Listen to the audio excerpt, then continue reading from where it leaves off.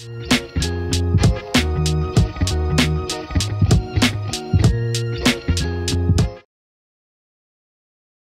కణాల పరీక్ష అనేది ఎలా చేస్తాం? సో మగవాళ్ళకి సంతానలేమి సమస్య ఉంది అని మా దగ్గరకు వచ్చినప్పుడు ఫస్ట్ చేసే టెస్ట్ వీర్య కణాల పరీక్ష. సో ఈ వీర్య కణాల పరీక్ష ఎలా చేస్తారు అనే దాని గురించి డిస్కస్ చేద్దాం. నా పేరు doctor Suma, consultant 49 fertility centre Vijayawada.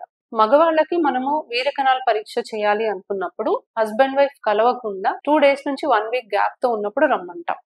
Gap మరీ తక్కువ ఉన్నా మరీ ఎక్కువ ఉన్నా కూడా మనకి రిపోర్ట్ అనేది కరెక్ట్ గా ఉండదు కాబట్టి కనీసం ఈ గ్యాప్ అనేది మెయింటైన్ చేయమని చెప్తాం.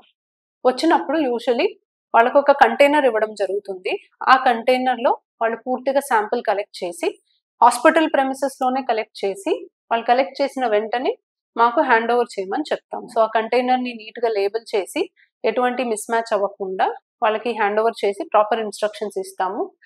మొత్తం శాంపుల్ పూర్తిగా వాళ్ళు కలెక్ట్ చేయాలి. ఏ మాత్రం శాంపుల్ మిస్ అయినా కూడా వాళ్ళు ఇన్ఫార్మ్ ముందే చేయాలి. ఎందుకంటే first part of the sample లోనే మాక్సిమం స్పర్మ్స్ ఉంటాయి. అది కనుక మిస్ అయ్యి second part of the sample ఇస్తే రిపోర్టింగ్ కరెక్ట్ గా జరగదు. సో పూర్తి శాంపుల్ ఆ కంటైనర్ లోకి కలెక్ట్ చేసి వాళ్ళు హ్యాండ్ ఓవర్ చేయాలి. సో ఈ శాంపుల్ ని చూసి ఫస్ట్ చూడడానికి కొన్ని క్యారెక్టరిస్టిక్స్ అనేవి నోట్ చేస్తాం. సో ఎంత వాల్యూమ్ వచ్చింది, కలర్ ఎలా ఉంది, దాని కన్సిస్టెన్సీ ఎలా ఉంది, ఇలా కొన్ని పారామీటర్స్ అనేవి నోట్ చేసుకున్న తర్వాత అది పూర్తిగా లిక్విఫై అవ్వాలి. అంటే అది లిక్విడ్ లాగా మారిన తర్వాత ఒక డ్రాప్ తీసి మైక్రోస్కోప్ కింద వేసి మనం చూసుకొని దాన్ని బట్టి రిపోర్ట్ ఇస్తాం.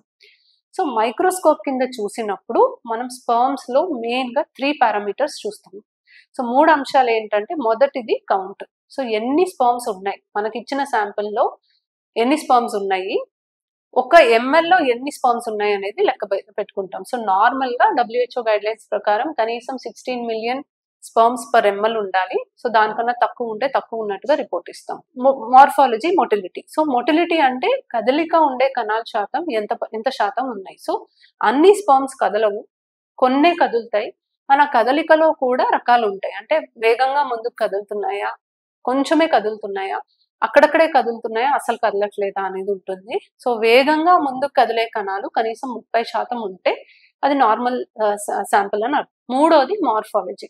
సో మార్ఫాలజీ అంటే ఆకారం కరెక్ట్ ఉన్న కణాల శాతం ఎంత శాతం ఉన్నాయి. సో స్పర్మ్స్ ఆకారం అనేది డైరెక్ట్ గా మైక్రోస్కోప్ కింద చూసి ఇచ్చేది కాదండి. స్పర్మ్స్ అంటే సెమెన్ శాంపుల్ ని మనం ఒక స్లైడ్ మీద స్టెయిన్ చేసి ఫిక్స్ చేసి అప్పుడు దాన్ని చూడాలి. సో స్టెయినింగ్ అండ్ ఫిక్సింగ్ అయిన తర్వాత ఎన్ని స్పర్మ్స్ కరెక్ట్ ఆకారంలో ఉన్నాయి. సో స్పర్మ్ కి హెడ్, నెక్, టెయిల్ రీజన్స్ అని ఉంటాయి. ప్రతి ఒక్క పార్ట్ ని నీట్ గా మనము కరెక్ట్ గా ఎగ్జామిన్ చేసి ఎంత పర్సెంటేజ్ స్పర్మ్స్ నార్మల్ ఫార్మ్స్ ఉన్నాయనేది మనం రిపోర్ట్ ఇస్తాం. So count, motility, morphology 16 million per ML, 30% progressive motility and 4% normal morphology దాటి ఉంటే WHO స్టాండర్డ్స్ ప్రకారం అది ఒక నార్మల్ శాంపుల్. వీటిలో ఏది తేడా ఉన్నా కూడా దాన్ని మనం రిపోర్ట్ ఇవ్వడం జరుగుతుంది.